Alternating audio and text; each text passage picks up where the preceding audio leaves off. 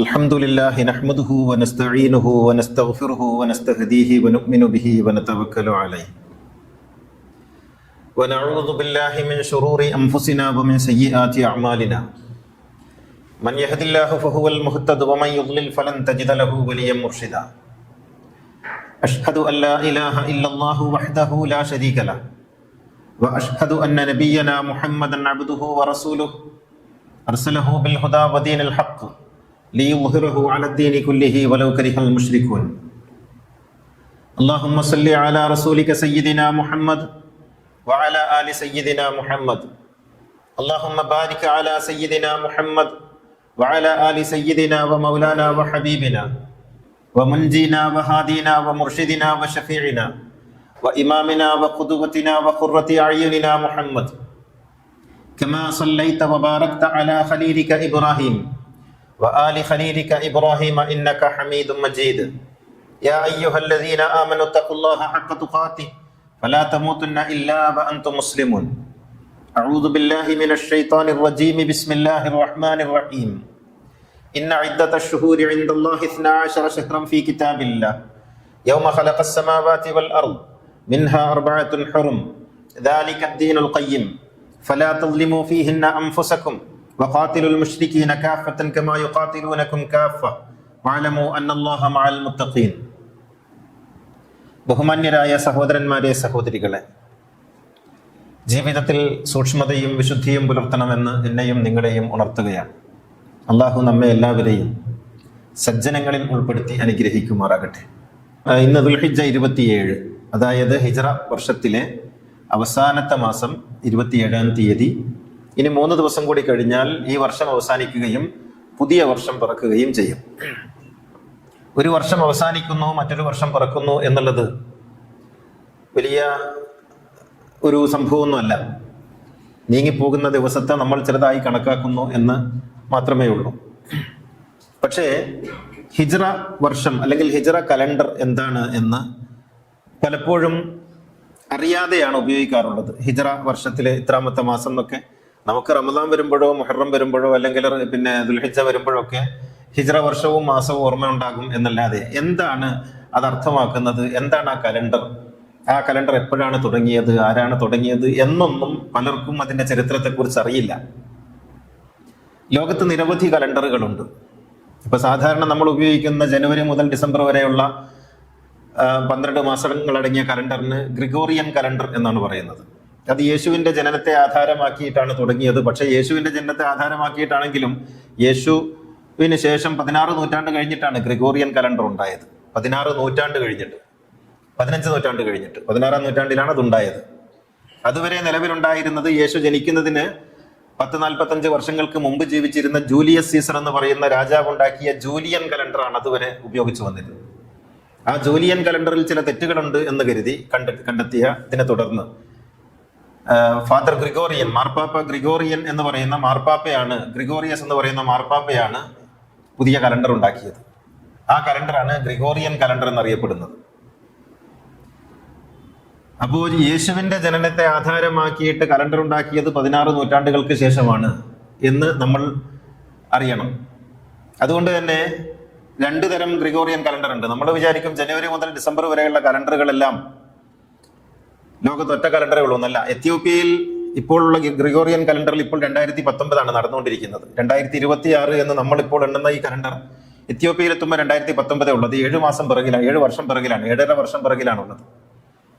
അപ്പോ ഗ്രിഗോറിയൻ കലണ്ടറിൽ തന്നെ 2 തരം കലണ്ടർ ഉണ്ട്. 2026 ആയിട്ട് ഇപ്പോൾ ഓടിക്കൊണ്ടിരിക്കുന്ന നമ്മളൊക്കെ ഉപയോഗിക്കുന്ന കലണ്ടറും 2019 ആയിട്ട് ഉപയോഗിക്കുന്ന എത്യോപ്യ കലണ്ടറും ഉണ്ട്.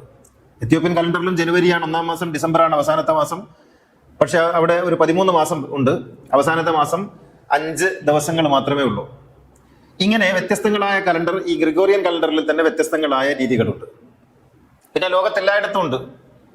ഇപ്പൊ ഹിജ്റ കലണ്ടർ എന്ന് നമ്മൾ പറയുന്ന മുഹറമിൽ തുടങ്ങി ദുൽഹിജ്ജയിൽ അവസാനിക്കുന്ന 12 മാസങ്ങളടങ്ങിയ കലണ്ടർ, ഇതേ കലണ്ടർ പേർഷ്യയിലെത്തുമ്പോൾ അത് മറ്റൊരു കലണ്ടറാണ്. പേർഷ്യയിലെ ഹിജ്റ കലണ്ടറിൽ 365 ദിവസമാണ്. നമ്മൾ ഉപയോഗിക്കുന്ന 354 ദിവസം എന്ന ഹിജ്റ കലണ്ടർ അത് ലൂണാറിനെ ചന്ദ്രനെ ആസ്പദമാക്കിയിട്ടാകുമ്പോൾ പേർഷ്യക്കാർ ഉപയോഗിക്കുന്ന ഹിജ്റ കലണ്ടർ 365 ദിവസമുള്ള സൂര്യനെ ആധാരമാക്കിയിട്ടുള്ളതാണ്. ഇപ്പൊ ഹിജ്റ കലണ്ടറിൽ തന്നെ രണ്ട് വിധം വന്നു. അത് സൂര്യനെ ആധാരമാക്കിയിട്ടുള്ളതാണ്. സൂര്യനെയും ചന്ദ്രനെയും ഒരേ സമയത്ത് ആധാരമാക്കിയിട്ടുള്ള കലണ്ടറുകളുണ്ട്. നമ്മുടെ നാട്ടിൽ ഉള്ള ശകവർഷമുണ്ടല്ലോ, ഈ ശകവർഷം ലൂണി സോളാർ കലണ്ടർ എന്നാണ് പറയുക. അത് സൂര്യനെയും ആധാരമാക്കുന്നുണ്ട്, ചന്ദ്രനെയും ആധാരമാക്കുന്നുണ്ട്. അതിൽ പ്രഥമ, ദ്വിതീയ, തൃതീയ എന്നൊക്കെ പറയുന്ന ചാന്ദ്ര മുഖങ്ങളെ അതിൽ കാണാം. അതോടൊപ്പം തന്നെ സൂര്യന്റെ ചലനത്തെയും അത് ആധാരമാക്കുന്നുണ്ട്. ഞാൻ പറയുന്നത് ലോകത്ത് വ്യത്യസ്ത തരങ്ങൾ കലണ്ടർ. നമ്മുടെ നാട്ടിലുള്ള കൊല്ലവർഷം ചിങ്ങം, കന്നി എന്നിങ്ങനെ ഉള്ള 12 മാസങ്ങൾ, ഈ 12 മാസങ്ങൾ കൊല്ലവർഷമാണ്. അത് പൂർണ്ണമായും സൂര്യനെ ആധാരമാക്കിയിട്ടുള്ളതാണ്. ഇങ്ങനെ സൂര്യനെയും ചന്ദ്രനെയും സൂര്യചന്ദ്രാദികളെ ഒന്നിച്ചുമൊക്കെ ആധാരമാക്കുന്ന വ്യത്യസ്തങ്ങളായ കലണ്ടറുകൾ ലോകത്ത് നിലവിലുണ്ട്. ഈ കലണ്ടറുകളെല്ലാം ശരിയാണ്. ഏതെങ്കിലും ഒരു കലണ്ടർ മാത്രം ശരി, ബാക്കിയുള്ളതൊക്കെ തെറ്റ് എന്നൊന്നും നമ്മൾ ആരും ധരിക്കണ്ട.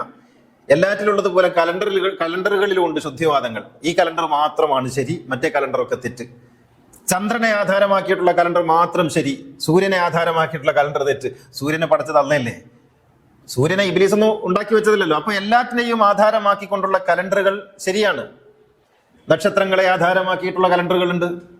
ഈ കലണ്ടറുകളെല്ലാം ശരിയാണ്. അതിനൊക്കെ വ്യത്യസ്തങ്ങളായ പർപ്പസുകളാണുള്ളത്. ഇപ്പോ നമ്മുടെ നാട്ടിലുള്ള ചിങ്ങം, കന്നി, തുലാം തുടങ്ങിയ ഈ ഈ കൊല്ലവർഷം കലണ്ടർ എന്ന് പറയുന്നത് ഇവിടെയുള്ള ഋതുക്കളെ മനസ്സിലാക്കണമെങ്കിൽ ചാന്ദ്രമാസത്തെ കണക്കാക്കിയാൽ ഋതുക്കളെ നമുക്കൊരിക്കലും മനസ്സിലാവില്ല. മഞ്ഞുകാലം ഏതാണ്, വസന്തകാലം ഏതാണ്, ഉഷ്ണകാലം ഏതാണ്, ശൈത്യകാലം ഏതാണ് എന്ന് മനസ്സിലാക്കണമെങ്കിൽ ഇവിടുത്തെ സൂര്യവർഷത്തെ ആധാരമാക്കിയിട്ടുള്ള നമ്മുടെ കൊല്ലവർഷം വേണം. അത് കർക്കിടത്തിൽ മഴ പെയ്യും. മുഹറത്തിലാണ് മഴ പെയ്യുക എന്ന് നമുക്ക് പറയാൻ കഴിയില്ല. കർക്കിടത്തിലാണ് മഴ പെയ്യുക എന്ന് നമുക്ക് പറയാം. കുംഭത്തിലാണ് ചൂട്, മീനത്തിലാണ് ചൂട് എന്ന് നമുക്ക് പറയാം. അത് ഉഷ്ണകാലമാണെന്ന് നമുക്ക് പറയാൻ കഴിയും. കാരണം അത് സൂര്യനെ ആധാരമാക്കിയിട്ടുള്ളതാണ്, ഋതുക്കളെ ആധാരമാക്കിയിട്ടുള്ളതാണ്. അപ്പൊ കലണ്ടറുകളെല്ലാം ആവശ്യമാണ്. ഏതെങ്കിലും ഒരു കലണ്ടർ മോശമൊന്നുമല്ല. എല്ലാ കലണ്ടറിലും അതിന്റെ നന്മകളുണ്ട്. അപ്പോൾ ഹിജ്റ കലണ്ടർ ചന്ദ്രനെ ആധാരമാക്കിയിട്ടുള്ളതാണ്. 9.25 ദിവസം, ഏതാണ്ട് 29.5 ദിവസം ആണ് ഒരു മാസത്തിലുണ്ടാവുക. അതുകൊണ്ടാണ് 29-30 ദിവസങ്ങളായി മാറിക്കൊണ്ടിരിക്കുന്നത്. ചന്ദ്രനെ ആധാരമാക്കിയിട്ടാണ് ഹിജ്റ കലണ്ടർ പ്രവർത്തിക്കുന്നത്. അതുകൊണ്ട് അത് എല്ലാ ഋതുക്കളിലും എല്ലാ മാസങ്ങളും ഇങ്ങനെ വന്നുകൊണ്ടിരിക്കും. 30 വർഷം കഴിയുമ്പോഴേക്കും എല്ലാ ഋതുക്കളെയും കവർ ചെയ്യും, എല്ലാ മാസവും. ഇങ്ങനെയാണ് ചാന്ദ്രമാസം ഉണ്ടാവുക. ഇത് എപ്പോഴാണ് തുടങ്ങിയത്? ഇത് റസൂല് ഹിജ്റ പോയ അക്കൊല്ലം തുടങ്ങിയതാണെന്നാണ് പലരും വിചാരിക്കുന്നത്. നബി ഹിജ്റ പോയ അക്കൊല്ലം, മക്കയിൽ നിന്ന് മദീനയിലേക്ക് ഹിജ്റ പോയ ആ വർഷം തുടങ്ങിയതാണ് ഹിജ്റ വർഷം എന്നാണ്. അല്ല, റസൂല് വഫാത്തായിട്ട് പിന്നെയും 5-6 വർഷം കഴിഞ്ഞിട്ടാണ് ഹിജ്റ കലണ്ടർ എന്ന ആശയം തന്നെ ഉണ്ടാകുന്നത്. ഉമർ ഭരിക്കുന്ന കാലം, ഉമർ ഖലീഫയായ കാലം, ഒരു കേസ് ഉമറിന്റെ കോടതിയിലെത്തി. ആ കേസ് ഇങ്ങനെയാണ്: ഒരു ചെക്ക് ഒരാൾ കൊടുത്തിരിക്കുന്നു. ആ ചെക്ക് ഇയാൾ പറയുന്നു അതിന്റെ സമയമായിട്ടില്ല, കിട്ടിയാൾ പറയുന്നു സമയമായി. അപ്പോൾ അതിൽ ഷഅബാൻ എന്നാണ് എഴുതിയിരിക്കുന്നത്. ഏത് ഷഅബാൻ എന്നതിലില്ല. അപ്പൊ ഉമർ ചോദിച്ചു, ഇത് ഏത് ഷഅബാനാണ്? അയ്യു ഷഅബാൻ, ഏത് ഷഅബാനാണ്? അല്ലദീ ഹുവ ആതിൻ അവല്ലദീ നഹ്നു ഫീഹി, ഇപ്പോഴുള്ള ഈ പ്രസന്റ് ഷഅബാനാണോ അതല്ല വരുന്ന കൊല്ലത്തെ ഷഅബാനാണോ? അത് അതിൽ എഴുതിയിട്ടില്ല, വെറും ഷഅബാനെ എഴുതിയിട്ടുള്ളൂ. അപ്പോൾ അതൊരു പ്രശ്നമായി. അതേ സമയത്ത് ഉമറിന് വേറൊരു കത്ത് കിട്ടുന്നു. അബൂ മുസൽ അശരി എന്ന് പറയുന്ന ഗവർണർ ഉമറിന് എഴുതുന്നു, നിങ്ങൾ എഴുതിയ കത്തുകളിലൊന്നും ഡേറ്റ് ഇല്ല, അതുകൊണ്ട് ഇത് പഴയതാണോ പുതിയതാണോ എന്ന് എനിക്ക് നിശ്ചയിക്കാൻ കഴിയുന്നില്ല. ഏതാണ് ഉത്തരവ്, ഓർഡർ ഏതാണ്, പുതിയ ഓർഡർ ഏതാണെന്ന് എനിക്ക് മനസ്സിലാക്കാൻ കഴിയുന്നില്ല. അതുകൊണ്ട് ഒരു ഡേറ്റ് വേണം. പക്ഷെ ഡേറ്റ് എഴുതാൻ ഒരു കൊല്ലമില്ല. അപ്പോഴാണ് ഉമർ സഹാബികളൊക്കെ ഒരുമിച്ച് കൂട്ടി. എന്നിട്ട് ചോദിച്ചു, നമുക്ക് ഒരു നാട്ടക്കുറിവ് വേണമല്ലോ, ഒരു കൊല്ലം എഴുതണമല്ലോ, ഇത് ഏത് വർഷമാണെന്ന് എഴുതണമല്ലോ. മാസം അപ്പോഴേ ഉണ്ട്, പണ്ടേ ഉള്ളതാണ്. മുഹറം, സഫർ, റബീഉൽ അവ്വൽ എന്നിങ്ങനെ തുടങ്ങുന്ന മാസം പണ്ടേ ഉള്ളതാണ്. പക്ഷേ നമുക്ക് എവിടെ തുടങ്ങണം, 1-ാം വർഷം 2-ാം വർഷം എന്ന് തുടങ്ങുന്ന ഒരു വർഷക്കണക്കുണ്ടാവണമല്ലോ. ലോകത്തുള്ള എല്ലാ കലണ്ടറും ആരംഭിച്ചത് ഏതെങ്കിലും ഒരു സംഭവത്തെ ആസ്പദിച്ചാണ്. യേശുവിന്റെ ജനനത്തെ ആസ്പദിച്ച് ഗ്രിഗോറിയൻ കലണ്ടർ എന്നതുപോലെ ഓരോ സംഭവത്തെ ആസ്പദിച്ചാണ് ഓരോ കലണ്ടർ ഉണ്ടായിട്ടുള്ളത്. അല്ലാതെ കാലം എന്ന് പറയുന്നതിന് അത് അനന്തമാണ്, അത് അനാദിയാണ്, അതിന് പ്രത്യേകിച്ച് ഭാവങ്ങളൊന്നുമില്ല. കാലം ഇങ്ങനെ ഒഴുകിക്കൊണ്ടിരിക്കും. നമ്മൾ കണ്ടെത്തുന്നതാണ് സെക്കൻഡ്, മിനിറ്റ്, മണിക്കൂർ, നാഴിക, വിനാഴിക, ദിവസം, ആഴ്ച, മാസം, വർഷം എന്നൊക്കെ പറയുന്നത് നമ്മൾ കണ്ടെത്തുന്ന അളവുകോലുകളാണ്. അല്ലാതെ കാലം അങ്ങനെ ഏതെങ്കിലും ഒന്നിൽ പെടുന്നില്ല. നമ്മൾ ഇതിനെ അളക്കാൻ നമുക്ക് ജീവിക്കണമല്ലോ. നമുക്ക് ജീവിക്കണമെങ്കിൽ ഇതിനെ അളക്കുന്ന ഒരു അളവുകോല് വേണം. അങ്ങനെയാണ് നമ്മൾ ഉണ്ടാക്കിയത്. ഈ അളവുകോലിൽ തന്നെ വ്യത്യാസങ്ങൾ ഉണ്ടായിരുന്നു. ഇപ്പോൾ അടുത്ത കാലത്തല്ലേ ഫ്രഞ്ച് വിപ്ലവം നടന്നത്. ഫ്രഞ്ച് വിപ്ലവം നടന്നിട്ട് അവിടെ ഫ്രഞ്ച് ഗവൺമെന്റ് ഒരു മാറ്റം കൊണ്ടുവന്നു. ഒരു ദിവസം 10 മണിക്കൂറാക്കി ചുരുക്കി, ഒരു മണിക്കൂറിന് 100 മിനിറ്റുകളാക്കി, ഒരു മിനിറ്റിന് 100 സെക്കൻഡ് ആക്കി. എന്നിട്ട് അവിടുത്തെ ക്ലോക്ക് മാറ്റി, അവിടുത്തെ കലണ്ടർ മാറ്റി, ഒരാഴ്ചക്ക് 10 ദിവസമാക്കി, ഒരു മാസം 3 ആഴ്ചയാക്കി. ഇങ്ങനെ ഫ്രഞ്ച് വിപ്ലവ കാലത്ത് കലണ്ടറിൽ മാറ്റം വരുത്തി, സമയത്തിൽ മാറ്റം വരുത്തി. എന്നിട്ട് അവിടെ ആഴ്ചയിൽ ഒരു ദിവസം ലീവ് എന്ന് പറയുന്നത് 10 ദിവസത്തിൽ ഒരു ദിവസം ലീവായി. അപ്പൊ തൊഴിലാളികൾ സമരം ചെയ്തു, നാട്ടിലാകെ പ്രക്ഷോഭം ഉണ്ടായി. അങ്ങനെയാണ് വീണ്ടും അവർ ഗ്രിഗോറിയൻ കലണ്ടറിലേക്ക് 10 വർഷം അവർ പുതിയ സമയക്രമത്തിൽ ഫ്രഞ്ച് നാട് മുന്നോട്ട് പോയിരുന്നു. ഇങ്ങനെ വ്യത്യസ്തങ്ങളായ സമയക്രമങ്ങളൊക്കെ നമ്മുടെ ലോകം പരീക്ഷിച്ചു നോക്കിയിട്ടുണ്ട്. അപ്പൊ ഇതൊക്കെ നമുക്ക് വേണ്ടി ഉണ്ടാക്കിയിട്ടുള്ള, സൗകര്യത്തിന് വേണ്ടി ഉണ്ടാക്കിയിട്ടുള്ള അളവുകോല് മാത്രമാണ്. ഈ മിനിറ്റ്, മൈക്രോ സെക്കൻഡ്, സെക്കൻഡ് എന്നൊക്കെ പറയുന്നത് നമ്മൾ ഉണ്ടാക്കിയിട്ടുള്ള ഒരു അളവുകോലാണ്. നല്ലത്, അളക്കാൻ ഒരു അളവുകോല് വേണമല്ലോ. പക്ഷെ അതാണ് കാലം എന്ന് നമ്മൾ വിചാരിക്കരുത്. കാലം ഈ മണിക്കൂറും മിനിറ്റൊക്കെ നമ്മൾ വിചാരിക്കുന്നത്, നമ്മൾ സങ്കല്പിക്കുന്നതിന് മുമ്പേ കാലമുണ്ട്. ഇതൊക്കെ ഇല്ലാതായാലും കാലം ഉണ്ടാകും. സൂര്യൻ ഉദിക്കുന്നു, അസ്തമിക്കുന്നു, ഈ ഉദിക്കുന്നു അസ്തമിക്കുന്നു എന്ന നമ്മുടെ ഒരു തോന്നൽ, അല്ലെങ്കിൽ നമ്മുടെ ഒരു സൂര്യൻ ഉദിക്കുന്നുമില്ല അസ്തമിക്കുന്നുമില്ല, ഇതിന്റെ കറക്കത്തിൽ നമുക്ക് ഉദിക്കുന്നതായും അസ്തമിക്കുന്നതായും തോന്നുന്നു. അങ്ങനെ തോന്നുന്ന ഒരു യൂണിറ്റിനെ നമ്മളൊരു ദിവസം എന്ന് വിളിക്കുന്നു. എന്നാൽ ഇങ്ങനെ തോന്നാത്ത സ്ഥലത്തും 24 മണിക്കൂർ ഒരു ദിവസമായിട്ട് സങ്കല്പിക്കുന്നു. ഇങ്ങനെയൊക്കെയാണ് കാര്യങ്ങൾ പോകുന്നത്. അപ്പോൾ കാലത്തെ അളക്കുന്നതിന് വേണ്ടി നമ്മൾ ഉണ്ടാക്കിയിട്ടുള്ള അളവുകോലുകളിൽ പ്രധാനപ്പെട്ട ഒരു അളവുകോലാണ് കലണ്ടർ എന്ന് പറയുന്നത്. അത് നമ്മളിങ്ങനെ മറിക്കും. ജന്മദിനം, വിവാഹ വാർഷികം, മരണദിനം, ആഘോഷം, പള്ളിപ്പെരുന്നാള്, പെരുന്നാള് എന്നൊക്കെ പറഞ്ഞിട്ട് നമ്മളിങ്ങനെ അതിൽ ഓരോന്ന് അടയാളപ്പെടുത്തിയിട്ട് അതിങ്ങനെ മറിച്ചിടും. എന്നിട്ട് പറയും ഇന്ന് എൻ്റെ പെരുന്നാളാണെന്ന് പറയും, ഇന്നയാൾ മരിച്ച ദിവസമാണെന്നൊക്കെ നമ്മൾ പറയാൻ വേണ്ടി, അങ്ങനെ നമുക്ക് ഓർമ്മിക്കാൻ വേണ്ടി, നമ്മുടെ സംഭവങ്ങളെ ഓർമ്മിക്കാൻ വേണ്ടി, ഇൻസിഡൻസുകളെ, നമ്മുടെ ജീവിതത്തിൽ ഉണ്ടാകുന്ന ഇൻസിഡൻസുകളെ, ഈവൻസുകളെ ഓർമ്മിക്കുന്നതിന് വേണ്ടി നമ്മൾ ഉണ്ടാക്കിയിട്ടുള്ള അക്കങ്ങളെയാണ് കലണ്ടർ എന്ന് പറയുന്നത്. മനുഷ്യനുണ്ടാക്കിയിട്ടുള്ള അക്കങ്ങൾ. ഇതിലൊരുപാട് പോരായ്മകൾ ഉണ്ടാകും. ഇപ്പോ ഈ ഗ്രിഗോറിയൻ കലണ്ടർ നിങ്ങൾ നോക്കി, 1595 വർഷത്തില്, 1595 ആണെന്ന് എന്റെ ഓർമ്മ, 1595 ഒക്ടോബർ 4 മുതൽ 14 വരെയുള്ള ഡേയ്സ് ഇല്ല. ഒക്ടോബർ 4 കഴിഞ്ഞാൽ പിന്നെ ഒക്ടോബർ 15. ആ കലണ്ടറുകൾ നോക്കിയാൽ മതി. ഒക്ടോബർ 4 കഴിഞ്ഞാൽ പിന്നെ നേരെ പോകുന്ന ഒക്ടോബർ 15ലേക്കാണ്. 10 ദിവസം ഇല്ല, 10 ദിവസം മൈനസ് ചെയ്ത് കളഞ്ഞു. അപ്പൊ ഒക്ടോബർ 4 കഴിഞ്ഞിട്ട് 5-ാമത്തെ ദിവസം ഒക്ടോബർ 5 അല്ല 15 ആയിരുന്നു അന്ന്. കാരണം 10 ദിവസം മൈനസ് ചെയ്യേണ്ടുന്ന ഒരു പ്രശ്നം ഉണ്ടായിരുന്നു. ഇങ്ങനെയൊക്കെ കലണ്ടറുകളിൽ ഉണ്ടാവാറുണ്ട്. അധിവർഷം ഉണ്ടാകുന്നില്ലേ?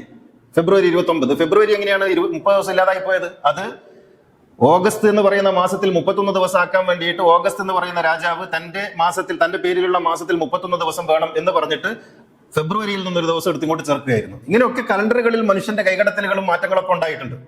ഈ ഉണ്ടായതിന്റെ ഫലമായിട്ടാണ് കലണ്ടറുകൾ, ഇന്ന് നമ്മൾ ഈ ഉപയോഗിക്കുന്ന കലണ്ടറുകളൊക്കെ ഉണ്ടായത്. അപ്പോൾ ഓരോ കലണ്ടറിനും അതിൻ്റെതായ പ്രത്യേകതകളുണ്ട്, അതിൻ്റെതായ പോരായ്മകളും ഉണ്ട്. കാരണം മനുഷ്യൻ ഉണ്ടാക്കിയതാണ് എന്നുള്ളത് കൊണ്ട്. കാരണം നമുക്ക് ഈ പോയിന്റുകളൊന്നും അടയാളപ്പെടുത്താൻ വയ്യ. ഇപ്പൊ 29.4 ദിവസമാണ് ഒരു ഹിജ്റ, ഒരു ചാന്ദ്രമാസത്തിൽ ഉണ്ടാകുന്നത്. ചന്ദ്രൻ ഇങ്ങനെ കറങ്ങുമ്പോൾ സംഭവിക്കുന്ന അതാണ്. അപ്പൊ ഈ 0.4 നമ്മൾ എങ്ങനെ അടയാളപ്പെടുത്തും? അപ്പൊ ഈ മാസം 0.4 അവിടെ മാറ്റിവെക്കും, എന്നിട്ട് അടുത്ത 0.4 കൂടി കൂട്ടും, എന്നിട്ട് അടുത്ത മാസം വരുമ്പോൾ 30 ആക്കും. അങ്ങനെയാണ് 29, 30 ഒക്കെ ആയിട്ട് മാസങ്ങൾ ഇങ്ങനെ അങ്ങോട്ടും ഇങ്ങോട്ടും മാറി മറിഞ്ഞുകൊണ്ടിരിക്കുന്നത്. അപ്പോൾ പറഞ്ഞു വരുന്നത്, ഈ അളക്കാനാവാത്ത കാലത്തെ, അനന്തമായ പ്രവാഹമാകുന്ന കാലത്തെ നമുക്ക് അളന്ന് തിട്ടപ്പെടുത്തുന്നതിന് വേണ്ടി നമ്മൾ ഉണ്ടാക്കിയ കൃത്രിമമായ ചില മാർഗങ്ങളാണ് ഈ calendar, watch, clock, second, minute, സൂചി, മാസം എന്നൊക്കെ പറയുന്നത്. ഇങ്ങനെ മനസ്സിലാക്കിയാൽ മതി. എന്നിട്ട് ഇതിന്റെ പേരിൽ തല്ലുകൂടുക. കാണണോ കാണണ്ടേ, പോകണോ പോകണ്ടേ, എന്ത് നമ്മളുണ്ടാക്കിയ ഒരു കൃത്രിമമായ ഒരു സംഗതിയുടെ പേരിൽ പരസ്പരം തല്ലുകൂടിയിട്ട്, ഇന്ന ഇദ്ദത്ത ശുഹൂരി ഇൻദല്ലാഹി 12 ശഹ്റൻ ഫീ കിതാബില്ലാഹ്, അള്ളാഹുവിന്റെ കണക്കിൽ വർഷത്തിന് 12 മാസം എന്ന് കണക്കാക്കിയിട്ടുണ്ട്. ഈ വർഷത്തെ 12 മാസം എന്ന്, വർഷത്തെയാണ് കേട്ടോ, കാലത്തെയല്ല. ഇവിടെയൊക്കെ മനുഷ്യന്മാരെ തെറ്റിദ്ധരിക്കുന്നുണ്ട്. ഒരു വർഷം എന്ന് പറയുന്നത് മനുഷ്യരുണ്ടാക്കിയ യൂണിറ്റ് ആണ്.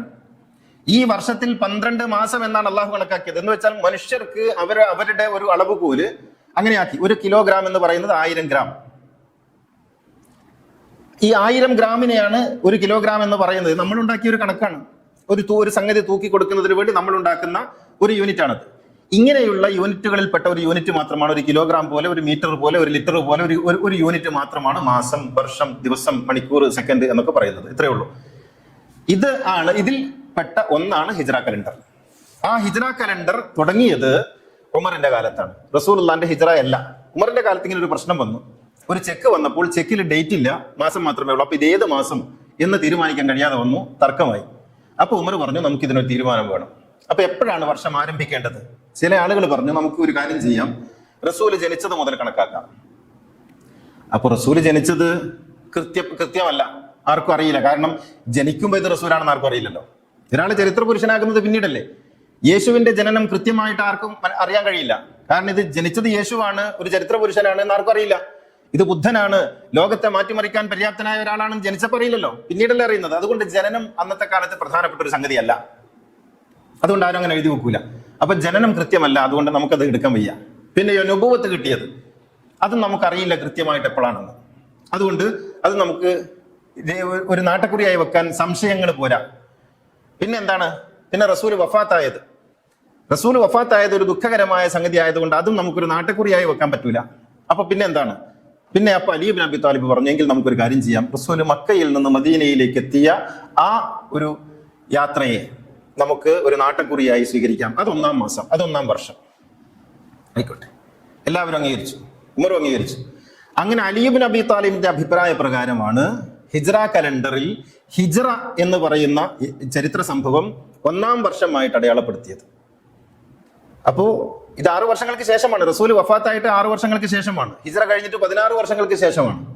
അപ്പോ ഇവിടുന്ന് അങ്ങോട്ട് എണ്ണിയിട്ട് 16 വർഷം കണക്കാക്കിയിട്ട് അത് 1-ാം വർഷമായി കണക്കാക്കി. അങ്ങനെയാണ് ഹിജ്റ വർഷം എന്ന് പറയുന്ന കലണ്ടർ ഉണ്ടായത്. അപ്പൊ മുഹറം എന്ന് പറയുന്നത് 1-ാം മാസവും സഫർ 2-ാം മാസവും റബീഉൽ അവ്വൽ 3-ാം മാസവും ഇവരുണ്ടാക്കിയതാണോ? അല്ല, അത് പണ്ടേയുള്ള അറേബ്യൻ ട്രഡീഷനാണ്. അപ്പൊ നമ്മളിപ്പോൾ കൊണ്ടു നടക്കുന്ന ഈ മുഹറം സഫർ റബീഉൽ അവ്വൽ എന്ന് പറയുന്നത് മുഹമ്മദ് നബി കണ്ടെത്തിയതൊന്നുമല്ല. മറിച്ച് മുഹമ്മദ് നബിക്കും 100 കണക്കിന് വർഷങ്ങൾക്ക് മുമ്പ്, 1000 വർഷങ്ങൾക്ക് മുമ്പ് അറബികൾ, ജാഹിലിയ അറബികൾ അവരുടെ ട്രഡീഷന്റെ ഭാഗമായി നമ്മൾ ചിങ്ങം കന്നി തുലാം വൃശ്ചികം എന്ന് പറയുന്നത് പോലെ മുഹറം സഫർ റബീഉൽ അവ്വൽ എന്ന് അവരെണ്ണി വന്നിരുന്നു. ആ എണ്ണിയ മാസങ്ങളെ തന്നെയാണ് ഹിജ്റ വർഷത്തിലെ 1-ാം മാസവും 2-ാം മാസവും 3-ാം മാസവുമായിട്ട് സ്ഥിരീകരിച്ചത്. അതിലൊരു മാറ്റവും വരുത്തിയിട്ടില്ല. ഇതിൽ നിന്ന് മനസ്സിലാക്കാൻ കഴിയുന്നത് ഒരു നാട്ടിന്റെ സമ്പ്രദായത്തെ, ഒരു നാട്ടിന്റെ ആചാരത്തെ, ഒരു നാട്ടിന്റെ സംസ്കാരത്തെ ദോഷമൊന്നും ഇല്ലെങ്കിൽ നമുക്ക് അങ്ങനെ തന്നെ അഡോപ്റ്റ് ചെയ്യാം, ഒരു കുഴപ്പമില്ല. നമ്മുടെ ഓണവും നമ്മുടെ സദ്യയും നമ്മുടെ ഇലയിലെ ചോറും നമ്മുടെ തുണിയും ഒക്കെ നമുക്ക് ദോഷമൊന്നും ഇല്ലെങ്കിൽ അങ്ങനെ തന്നെ അഡോപ്റ്റ് ചെയ്യുന്നതിന് ഒരു തടസ്സവും ഇല്ല എന്നർത്ഥം. അതുകൊണ്ടാണ് നമ്മളിപ്പോൾ എണ്ണി വരുന്ന മുഹറം എന്ന് പറയുന്നത് പണ്ടേ അറബികൾ എണ്ണിയ മുഹറമാണ്, പണ്ടേ അറബികൾ എണ്ണിയ റബീഉൽ അവ്വലാണ്, അവരെണ്ണിയ റമദാനാണ്. ആ റമദാൻ തന്നെയാണ് നമ്മളും ഇപ്പോഴും 9-ാമത്തെ മാസമായിട്ട് എണ്ണിക്കൊണ്ടിരിക്കുന്നത്. അപ്പോൾ ഇത് ആ രീതിയിൽ തന്നെ ഉമർ സ്ഥിരീകരിച്ചു. അങ്ങനെയാണ് ഹിജ്റ കലണ്ടർ ആരംഭിക്കുന്നത്. അന്ന് മുതൽ ഹിജ്റ കലണ്ടർ ഇങ്ങനെ വരുന്നു. ഹിജ്റ കലണ്ടറിന് പക്ഷെ ഒരു പ്രത്യേകതയുണ്ട്, സോളാർ കലണ്ടറിന് ഇല്ലാത്ത പ്രത്യേകത. അത് തെറ്റാനുള്ള സാധ്യത വളരെ കുറവാണ്. കാരണം എല്ലാ മാസവും പൗർണമി ഉണ്ടാകും. പൗർണമി 14-നോ 15-നോ ആയിരിക്കും. അതുകൊണ്ട് ആകാശത്ത് നോക്കിയാൽ ഡേറ്റ് കറക്റ്റ് ആണോ എന്ന് നമുക്ക് അതാത് മാസത്തിൽ തീരുമാനിക്കാൻ പറ്റും. പിന്നെ ഇടയ്ക്കിടയ്ക്ക് ഗ്രഹണങ്ങൾ ഉണ്ടാകും. ഗ്രഹണം ഉണ്ടാകുന്നത് ചന്ദ്രഗ്രഹണമാണെങ്കിൽ അത് പൗർണമിയിലെ ഉണ്ടാകൂ, സൂര്യഗ്രഹണമാണെങ്കിൽ അത് അമാവാസിയിലെ ഉണ്ടാകൂ. അതുകൊണ്ട് അതും കറക്റ്റ് ചെയ്യാനുള്ള സമയമാണ്. അതുകൊണ്ട് ഒരിക്കലും തെറ്റാൻ സാധ്യതയില്ല. സൂര്യവർഷത്തിൽ തെറ്റുകൾ ഉണ്ടാകാം. കാരണം സൂര്യനെ നോക്കിയിട്ട് ഡേറ്റ് അടയാളപ്പെടുത്താൻ കഴിയില്ല, സമയമേ അടയാളപ്പെടുത്താൻ പറ്റും. സൂര്യനെ നോക്കിയിട്ട് ഇപ്പോൾ എത്ര മണിയായി എന്ന് പറയാൻ പറ്റും, പക്ഷേ ഇന്ന് എത്രയാ തീയതി എന്ന് പറയാൻ കഴിയില്ല. ചന്ദ്രനെ നോക്കിയിട്ട് ഇത് എത്രയാണ് തീയതി എന്ന് പറയാൻ പറ്റും. അതുകൊണ്ട് ഡേറ്റ് കൃത്യപ്പെടുത്താൻ ഏറ്റവും നല്ലത് ചന്ദ്രനാണ് എന്നതിനാൽ തെറ്റാൻ സാധ്യതയില്ല. ചന്ദ്രനെ നോക്കിയാൽ കൃത്യമായിട്ട് ഡേറ്റ് പറയും. ഇപ്പൊ പണ്ടത്തെ ആളുകളൊക്കെ ഇങ്ങനെ നോക്കിയിട്ട് ഡേറ്റ് പറയുമായിരുന്നു, ഇന്ന് ഇത്രാം ദിവസമാണ് എന്ന് പറയുമായിരുന്നു. കാരണം അത് അത്രയും കൃത്യമായി നമ്മുടെ തലക്ക് മുകളിൽ ഇങ്ങനെ തൂങ്ങി നിൽക്കുന്നുണ്ട് എല്ലാ മാസവും. പൗർണമിയും അമാവാസിയും മാറി മാറി വരുന്നത് കൊണ്ട് തെറ്റാൻ സാധ്യതയില്ല. ഈ ഒരു പ്രത്യേകതയാണ് ചാന്ദ്രമാസത്തിനുള്ളത്. ചാന്ദ്രമാസത്തിന്റെ അടിസ്ഥാനത്തിലാണ് ഇസ്ലാമിലെ ആരാധനകളൊക്കെ നിശ്ചയിക്കപ്പെട്ടിട്ടുള്ളത്. ഇസ്ലാമിലെ ആരാധനകൾ മാത്രമല്ല കേട്ടോ, നമ്മുടെ ഭാരതീയമായ ആചാരങ്ങളൊക്കെയും പൗർണമിയും അമാവാസിയുമായി ബന്ധപ്പെട്ടതാണ്.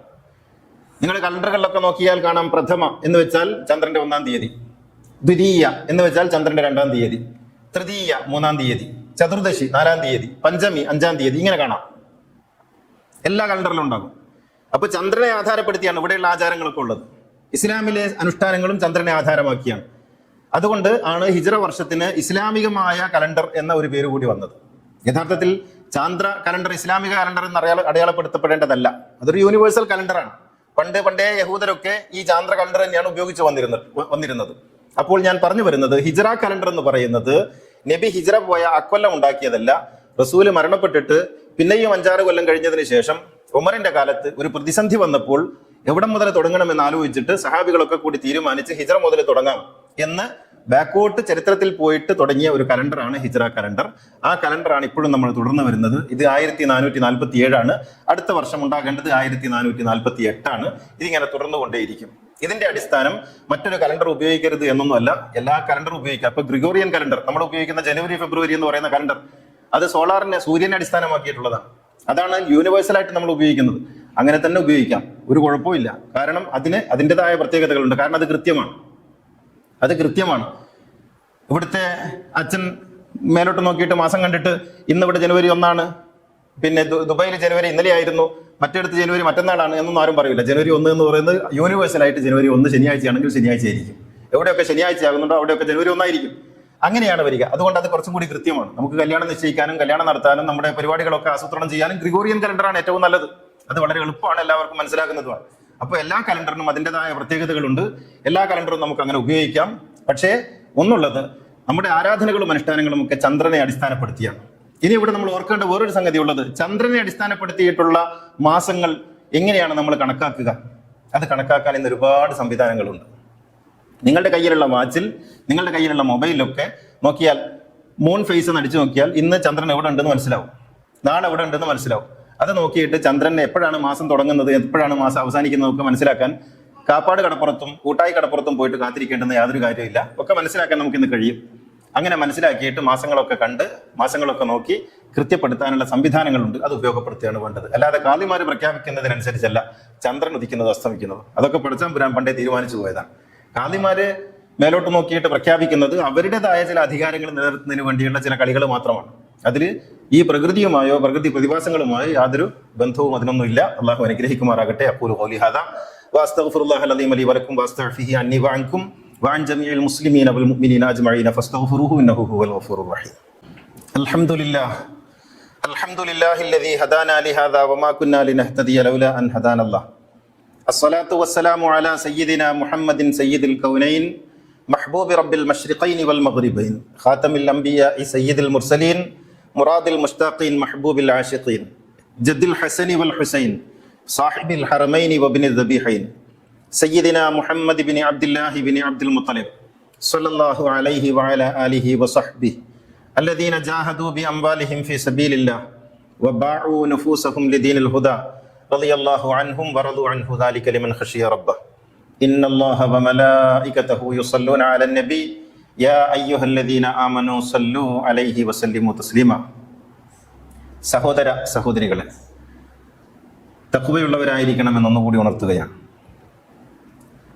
നമ്മൾ എല്ലാ വർഷവും പറയാറുള്ളത് പോലെ മുഹറം മാസം എന്ന് പറയുന്നത് നമ്മളെ സംബന്ധിച്ചിടത്തോളം ഓർമ്മകളുടെ ഒരു മാസം കൂടിയാണ്.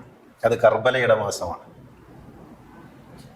മുഹറം അങ്ങനെ നമ്മൾ വെറുതെ ഓർത്തു പോകേണ്ട ഒരു കാലമല്ല, മറിച്ച് അത് നമ്മുടെ ജീവിതത്തെ, നമ്മുടെ ഓർമ്മകളെ, നമ്മുടെ ചിന്തകളെയൊക്കെ തീക്ഷ്ണമാക്കേണ്ടുന്ന ഒരു കാലം കൂടിയാണ്.